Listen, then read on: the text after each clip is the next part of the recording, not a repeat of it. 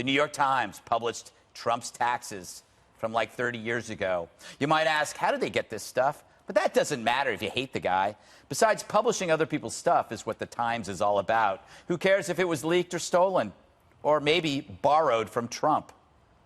It wasn't always so easy. About 13 years ago, I was seriously in trouble. I was billions of dollars in debt. Yep, that's what the Times reported last night. Quite a bombshell. Also in the Times last night, the Berlin Wall, down. The Bay City Rollers broke up. Nobody knows them. Star Wars, actually a hit. And Trump once lost a bundle, say insiders, including Trump himself. Actually, here's an idea. Get the rich kid who owns the Times to turn over his 1040s. So if the Times gets another Pulitzer, they should share it with Trump for tipping them off years ago. Still, the media, of course, their response, Pavlovian. Turns out Donald Trump is our con man in chief. Whatever the opposite of everything you touch turning to gold is, that is the opposite of what Donald Trump had. You have a word for someone who can build up an image like that despite the facts, correct? Con artist. Biggest loser. Yes. I mean, no one has lost as much money, right? Well, maybe in a divorce. Anyway, here's the media's immortal take. We got him. Again. This time, right? We got him, right? No. But it's fun to watch you try. In fact, it's hilarious. They keep stepping on the same rake and getting whacked in the head again and again, as all those anti-Trump headlines keep falling flat. Why is that? Well, life is good. The economy's roaring along. Unemployment keeps hitting record lows. So when you're in the media and the world isn't going your way, you got to find another story. Even if that story's been told over and over again by the target himself. So I can't wait to hear about the next scoop, that Trump's been married twice, that he loves golf and women. And yet, what do you hear from the American public? It's the sound of life in 2019 under Trump. It's the sound of calm. But as the press should know by now, you can't hear it when you're screaming. All right, Dana, I want to show you how old this news is. We have some pictures here of some old tabloid covers. Jilted by Lady Luck, that's about his financial ails. Trump slump, again, about his financial ails. That New York Times one you can barely read is about his financial ails. And then, of course, Donald dumps Marla, which was a terrible moment for me. Dana, you were about 3 years old. Well, I would say there's no training for politics like having to go through the New York media gauntlet. Right. And I didn't really appreciate that until I've kind of been in politics myself at the White House or even like here. You worked for Trump. You worked for Bush. How it absolutely can shape a whole generation. Like everybody here knows President Trump. Yeah. They've known him for 30 years. And so this didn't come as a surprise. You talk about insiders. So he is the ultimate insider. There's kind of like nothing you don't know. Yeah, no, it's true. Jesse, if I remember, he talked about this and about how, the tax thing's a game. I know. I played the tax game. I know how not to pay taxes. Yeah. I'm pretty sure I paraphrased him. First of all, I love it when you do Fox News breaking news alerts. Can you always do that? There's something very Gutfeldian about breaking into news. Well, there's so many of them. I know. You really sell it hard. He wrote a book. It was The Art of the Comeback, and he explained every single thing about all the tax losses. You do take a loss when you build a business. I think also in the 80s, wasn't he on a massive multi-million-dollar buying spree? He brought the Plaza Hotel for $500 million. He bought a yacht, a football franchise, an airline. Yes. So when you grow a business, you're going to have some liabilities, and then you can write off with the depreciation.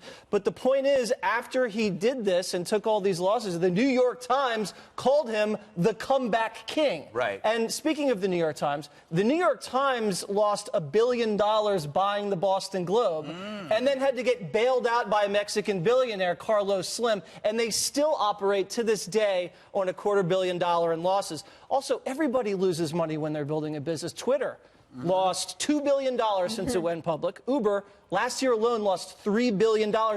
And then let's just look at the politicians. AOC lost this state, what was it, $24 billion in revenue? Barack Obama doubled our debt, lost $500 million to Solyndra, lost $2 billion on a broken website. Hillary lost $1 billion. Her donors shelled out when she lost to Donald Trump. So he may have lost a lot of money, but now he has towers all over the globe. He's got great golf courses, and he has the presidency.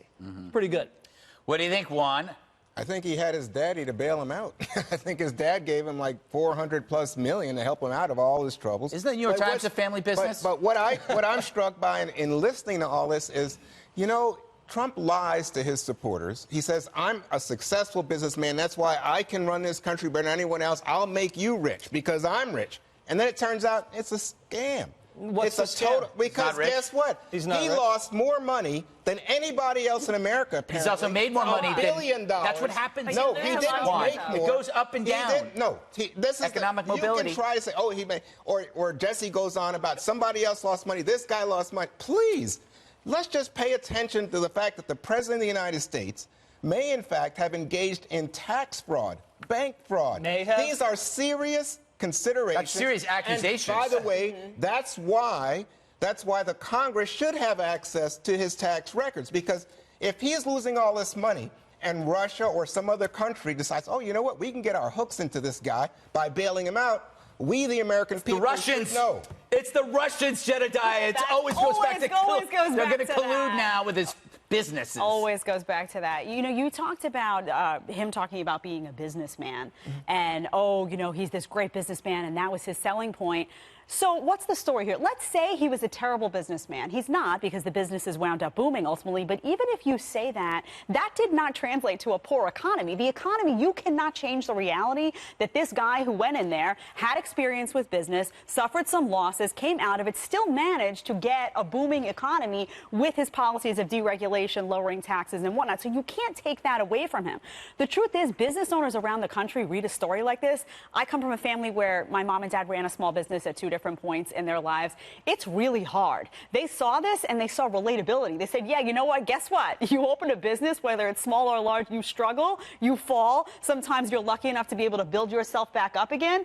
And he was honest about this. He said this. We just played the tape. So people at home are saying, I'm sorry, but what's the story here? Well, that he's a comeback story? I'll tell you, it's not like your folks, because this rich kid had a big daddy to come in and bail him out. And then instead of saying, hey, I struggle like her, he lied about it. But why? But here's the final point I want to make, Greg. Okay. This is, you guys Final talk point. about socialism. This is socialism for the rich. The working man in America pays taxes, and he, for 10 years, Donald Trump paid no taxes, and we bailed him Then out. I thought Then he he wasn't paid rich. taxes. You just said he was broke. No, I didn't say I'd he was love broke. to be broke like I Donald said Trump. that his dad He's got a bailed jet. him He's out. got Mar-a-Lago. He's got Trump please. Towers. Pretty good one. But that doesn't change what's going on. That doesn't change the success he's had with the economy. And voters are not voting based on Donald Trump's record from 35 years ago with his private business. They're voting on how much money they have in their pocket and what life looks like for them since he's elected. Because the Trump cult just closes its eyes. Yeah, the Trump cult elected him over the Democrats. That's quite a cult. It's like 60-some-odd million in a cult.